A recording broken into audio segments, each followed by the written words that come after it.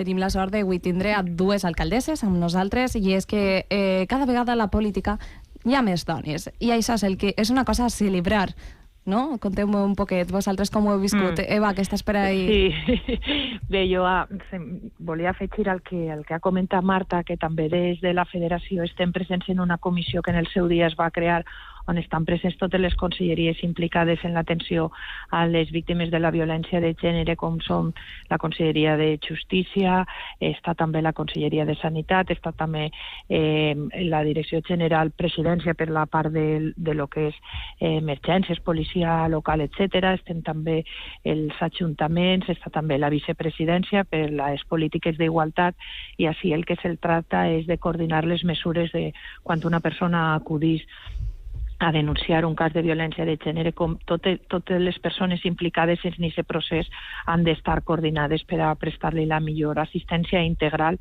perquè realment és molta, no? Acudís a la policia, però també acudís als metges, també acudís a les treballadores socials, i per tant és molt important que totes aquestes persones estiguen coordinades. Pel que dius al segon punt, pues, jo crec que és importantíssim que les dones estiguen presents no només en la política, sinó en els consells de direcció de les empreses privades, i que estiguem en tots els àmbits que ens pertoca, perquè realment som la meitat de la població, i per tant les polítiques des de la perspectiva de gènere s'han d'anar implicant a totes, des del punt de vista urbanístic, des del punt de vista de salut, des del punt de vista mediambiental, etc. Les dones hem de dir molt, i per tant se'ns ha d'escoltar la nostra veu. En el seu dia tot això va ser promogut per la llei que va potenciar o que va obligar a establir les quotes als partits polítics i de tindre una representació paritària. Jo crec que això va forçar a que moltes dones que en algun moment potser no haveren donat el pas el donaren, i hem vingut per a quedar-nos, no? I la veritat és que ja n'hi ha pobles que a voltes te criden i diuen és que el que tinc són sobretot ara dones i necessito també complir la llei de paritat, i jo dic, pues enhorabona, estem per el bon camí, no? És molt important que la nostra veu s'escolte, no? Sí, com diu Eva, aquesta llei de la paritat es referia sobretot a les llistes electorals. Amb això tenim parlaments paritaris, tenim ajuntaments paritaris, òbviament, cosa que està molt bé, però també crec que hem d'anar més enllà, perquè després hi ha càrrecs que es donen, no són càrrecs de representació directa, sinó que són de lliure designació, i ahir també calia avançar una miqueta. Crec que en els últims temps s'ha avançat moltíssim. El govern del Botànic és un govern paritari al 100%. El Consell de Ministres de Pedro Sánchez, doncs ara hi ha, diguem, el Consejo de Ministros i Ministres, no? Perquè ja hi ha més dones que homes, i crec que són passeigs que tenim que anar fent poquet a poquet. Jo, per a mi, des de la meva experiència personal, jo soc alcaldessa d'Algemesí i he sigut la primera, no només la primera alcaldessa, sinó la primera candidata dona. És a dir, jo em vaig presentar... Mai abans? Mai abans hi havia hagut cap candidata. Jo em vaig presentar el 2011, la primera vegada, i mai abans s'havia presentat cap dona. Vull dir, ara jo soc alcaldessa i veurem les properes eleccions què passa, però, com comentava Eva, són coses que estan ahí. Les dones hem vingut per a quedar-nos, òbviament, però crec que encara queda molta feina a fer i molts passos a pegar. Mentre vosaltres parlàveu, s'ha adherit a la conversació Judit Capelino d'Esquerra Unida i alcaldessa de Riola. També volem conèixer la seva opinió. Judit, bon dia. Hola, molt bon dia. Jo estic d'acord, en Riola ha passat un poc com en Algemesí. Jo em vaig presentar fa 3 anys i també va ser la primera vegada que es va presentar una dona a la candidatura d'alcaldessa, no? I damunt jove, perquè també hem de tindre en compte que jo trobo que els joves hem de tirar un poc avant, no? Que pareix que els joves sempre es queden... Què fem? Nosaltres en el nostre municipi sí que una cosa hem tingut a clar, i és que hem apostat molt per realitzar tallers a les escoles, perquè pensem que la base de tot és l'educació. L'educació que per erradicar la violència de gènere. Entonces, el nostre programa va molt orientat als menuts, a l'educació tant en casa com en l'escola. I nosaltres hem realitzat un programa de contacontes intergeneracional, donat que aniran majors a contar experiències als menuts al col·le, i així transmetir valors coeducatius, d'igualtat i de no violència amb l'alumnat de 3 a 8 anys. I després, per als més majors, per als nanos més majorets, el que hem fet és curtmetratges amb un col·loqui per tal de treballar la igualtat i la problemàtica de la violència. Les activitats... Sí, activitats molt enfocades al tema d'educació en els nanos, perquè sí que és veritat que cada vegada es donen compte que la violència ve com des de més menuts. Entonces pensem que és fonamental també treballar aquest aspecte. Estem parlant de les polítiques que s'estan fent, però també pense que és molt important donar-vos veu i que pugueu contar les vostres experiències personals. Com a dones i com a polítiques, a vosaltres vos ha costat més que tal volta un home poder arribar al lloc on esteu? Penseu que encara existeixen aquests sostres de cristall en la política per a poder arribar a llocs de responsabilitat? Jo crec que sí. Bueno, Eva. T'escoltem. Jo, en el meu cas personal i des de la meva experiència, sí que és veritat que moltes vegades crec que a tots ens ha passat pel cap. Si això fos un home, segur que no posarien tant impediments. Sí que és veritat que a vegades et veus en situacions que és totalment discriminatori i saps perfectament que si en el teu lloc estaria un home no passaria el que passa o simplement el manar una feina, ¿vale? Algo tan simple com el manar una feina. Ui, és que ve d'una dona, pues ja no se té el mateix respecte, val? Però sí que és veritat que en un poble menut, quan el presentes en les eleccions, jo crec que no n'hi ha discriminació entre home i dona. Voten a la persona i això sí que ho tenen clar. Bueno, jo, quan he arribat a l'alcaldia, arribar a l'alcaldia no em va suposar ningú impediment el fet de ser dona. El Partit Socialista celebrem primàries, com sabeu, jo vaig guanyar les primàries i ja està, les haguera pogut guanyar qualsevol companya o qualsevol company.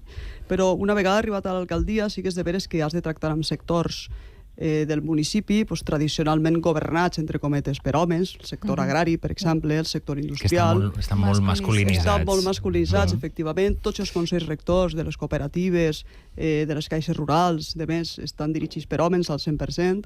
Les associacions d'empresaris, pràcticament també. I, bueno, primer sembla que t'has de guanyar un respecte que d'entrada, si fores home, doncs no t'hauries de guanyar, no? Sí, perquè ja el tindries guanyat de sèrie. Exacte. I això no. Exacte. I a més el que dia també la companya de Riola, a més de dona jove, no? Perquè jo... Que és un handicap més. És un afegit més. Efectivament. Però, bueno, al final jo crec que hem de demostrar, hem de passar aquestes proves que ens posa la societat, no? Les dones hem d'anar atravessant-les i anar demostrant que al final no es tracta de ser dona o de ser home, sinó de la feina que fas i de la gestió que desenvolupes. I això no té res a veure amb el gènere, òbviament.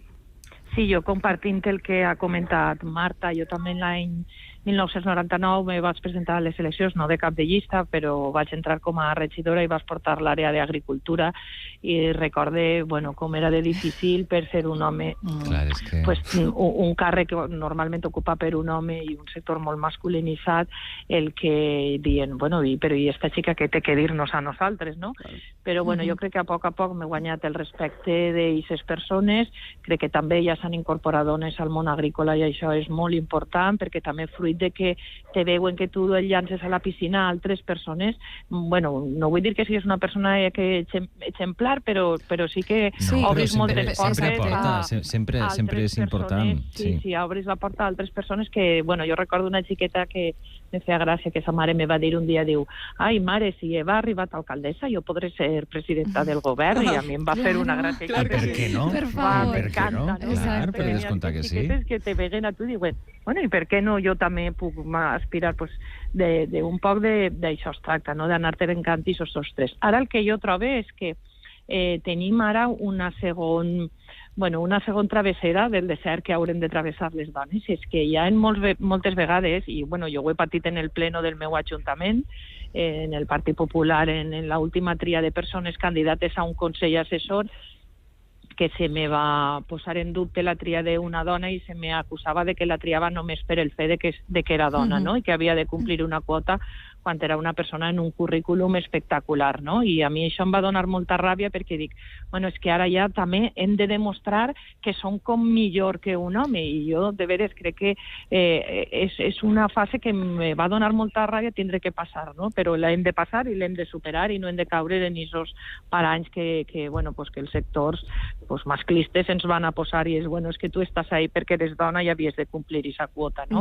Exacte, i per tant estem així per molt més, estem així no només perquè som dones i hem de complir una quota o no l'hem de complir, perquè de vegades ara el millor és que hauran de complir la quota són els homes, sinó perquè són persones que estem preparades i que estem disposades a assumir aquestes responsabilitats, que en són moltes, i que també és de veres que de cara a la gestió dia a dia de cadascú dels ajuntaments, les maneres de governar són molt diferents de les dones i els homes. Jo no dic ni que siguin millors ni pitjors, però són diferents. Tenim unes altres maneres de parlar, unes altres maneres de governar i, per desgràcia, moltes de les institucions encara estan acostumades a maneres més dures, maneres més estrictes, i sembla ser que si no pegues una punyada amunt de la taula, pues com que no te fas de respetar, no? I clar, tot s'haurà d'anar encaixant per a que aquest engranatge funcioni, i les persones també hauran de saber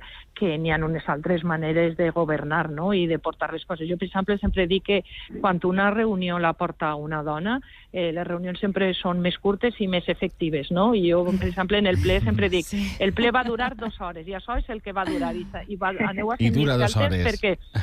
I dura 2 hores, perquè, a voltes se n'anem 10 minuts, però de vegades jo he anat a plens que jo dic, però és que no teniu ganes d'arribar a casa, és que arriba un moment en què ja tot s'ha dit, i és i dale, que jo dic, però és que no teniu ganes de tornar a casa, o què? Jo pense, és una altra manera de fer les coses, ni millor ni pitjor, diferent. Diferent, però el que queda clar és que heu obert moltíssimes portes, tenim molt poc de temps ens queda, i jo vull que cadascuna de vosaltres ens doni un consell, si poguereu dir-li alguna cosa a aquesta xiqueta que et veia tu com a alcaldessa i volia ser presidenta del govern després de veure't, i aquestes xiquetes que estan ara, o fins i tot adolescents, o gent que ens està escoltant i que tinga un poc d'interès de ficar-se en política, quin seria el principal consell que li donaríeu per a que poguera anar entrant en la seva vida? Mira, jo el primer consell que li donaria és que se prepare molt emocionalment, perquè al final així no fa falta ser ni llicenciada en dret, ni en econòmiques, ni en ciències polítiques, ni tindre una preparació tècnica brutal que fa falta, sinó que fa falta molt saber com afrontar totes aquestes situacions en les que te vas a trobar. I per desgràcia les dones, la societat en general, no? Però les dones ahir tenim moltíssim que treballar. Nosaltres en la federació, que jo estic també de vicesecretària, estem organitzant molts cursos de gestió d'emocions, de coaching, etc., perquè realment les persones que es dediquem a la política vivim crisis diàries que és difícil d'assumir i de com separar el que és la teua vida política i la teua vida personal, i crec que en això és en el que més preparació ens fa falta. Jo li diria que avant, és a dir, que no pense que res va aturar-la per el fet de ser dona, que no pense que és dona quan vulgui dedicar-se a la política, que pense que vol dedicar-se a la política com qualsevol altra persona, i ja està. Que agafi tota la formació que puga, perquè mai ve de més, i totalment d'acord amb el que diu Eva, és a dir, que s'ho pense 2 voltes, però no per ser dona, sinó perquè això comporta una càrrega i una pressió diària que una vegada són brutals, però al final també la política és un món apassionant, i jo crec que anar veient com consolides els models de ciutat, de país que tu vols, compensa tot el treball, tot l'esforç i tot el sacrifici personal que li dediques.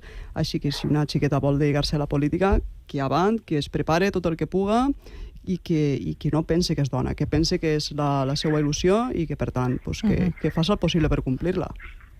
Judit, escoltem?